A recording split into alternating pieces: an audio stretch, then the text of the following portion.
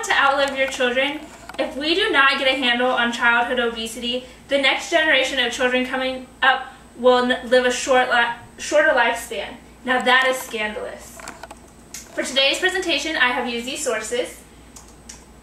Child obesity has become a disturbing national epidemic and has grown considerably in the past 2 decades. The statistics are growing widespread attention as obesity poses significant immediate and long-term health problems. The issue I would like to discuss with you today is childhood obesity, which has more than tripled in the past 30 years. Historically, dance has not been thought of as a form of exercise, but research shows dance can be a fun and exciting alternative solution to diet and exercise while reducing childhood obesity. Except for smoking, obesity is the #1 preventable cause of death in this country. Childhood obesity is when a child eats more calories than they can burn off, so they gain extra weight.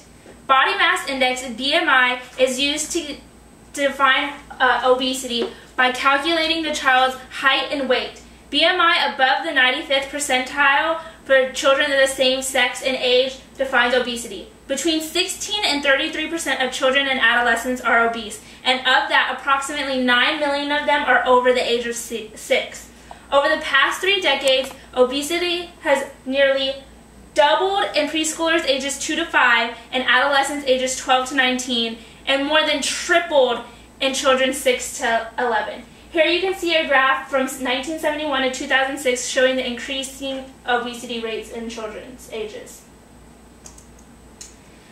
Obesity has harmful effects on the child's body, such as high blood pressure and high cholesterol, which are risk factors for cardiovascular disease. In one study, 70% of obese children were at risk for 1 CVD, and 39% were at risk for 2 or more CVDs. It also increases your chances of getting type 2 diabetes, having breathing problems such as sleep apnea and asthma, joint problems, heartburn, and it increases social and psychological problems such as discrimination, bullying, and self-confidence issues.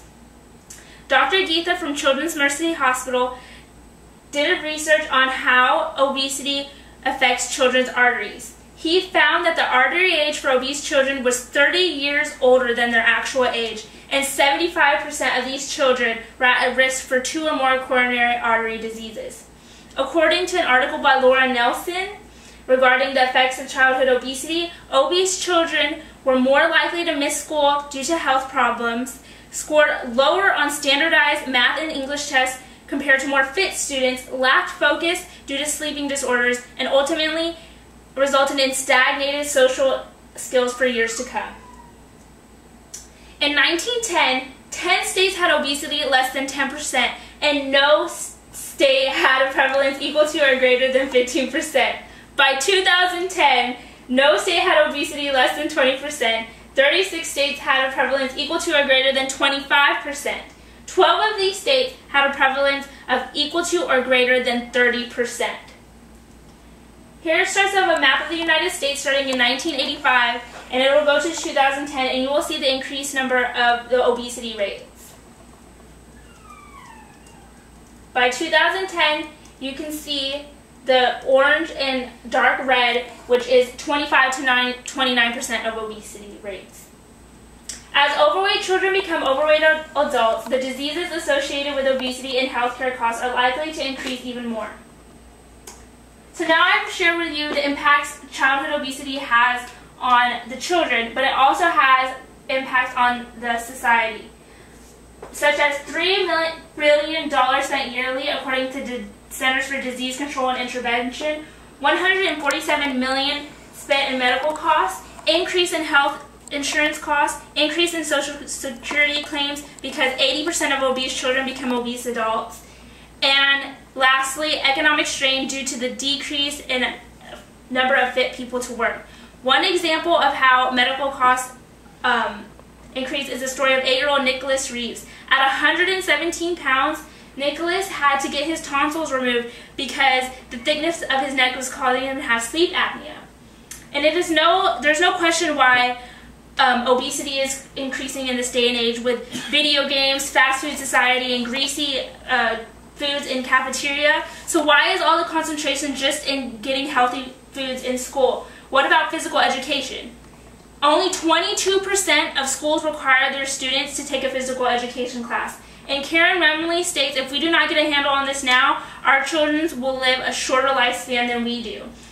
But as we're trying to get the weight down in our children, we have to be aware of how we're impacting them. One high school teenager school, they did a campaign to get the nutrition in the cafeteria better, so they put up posters on all the walls, and on these posters they displayed overweight children, which caused her classmates to look at her and say, oh, haha, look at you, you fat kid. And she didn't understand why she was ridiculed for eating the same food that similar skinny kids were eating. We don't need to just help them lose weight, but get everybody physically fit and healthier. More than ever, we as parents in a nation must do something about the growth of obesity in our children.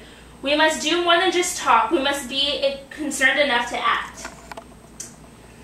The last time I talked to you about how the NDO is increasing dance certification. So why is the NDO pushing Congress so hard for dance education? One of the biggest causes of obesity is lack of physical education. Dance promotes flexibility, strength, endurance, as a sense of well-being, which are all needed for weight loss and physical activity. Modern technology, such as video games, computers, and television, play an important part in our children's lives today. And dance has the same rewards as cycling, walking fast, and any other aerobic activity. Dance is the best solution because children who usually have a weight problem are unenthusiastic about exercising. The secret is to be able to find an activity that is not immediately seen as a form of exercise. It has to be fun and exciting like dance is. While dancing, you can burn from 200 to 600 calories in just 1 hour of dance. And what kid today does not have a video gaming system at their house? New games such as Dance Dance Revolution and Wii Fit are accessible for all kids' households. And who doesn't want to have a little fun, friendly competition with their friends while exercising without even knowing it? Also, popularity in hip-hop and Zumba has increased in children. Now, not only does dance help you lose weight, it also increases emotional improvements, such as you gain self-esteem. Dance as a solution is being supported by Congresswoman Eleanor Holmes Norton. Norton and 22 other co-sponsors created National Dance Day, held July 30th at the National Mall in Washington, D.C.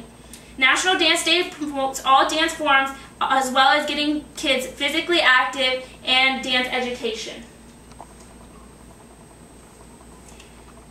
Dance in school. In order to incorporate dance in our children's lives, we must start it in the school. NDO is on a mission to get teachers certified in dance education for our schools.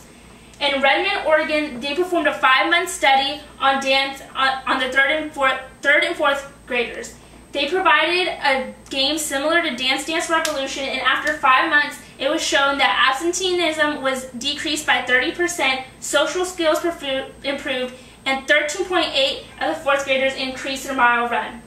Another example is Tanya Jensen, who did DDR for 4 years and lost 95 pounds. She likes to share her story. I'd like to leave you with a story.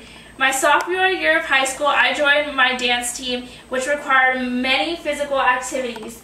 And by the end of my senior year, I was no longer a shy girl that I was. My social skills improved. I also lost up to 40 pounds.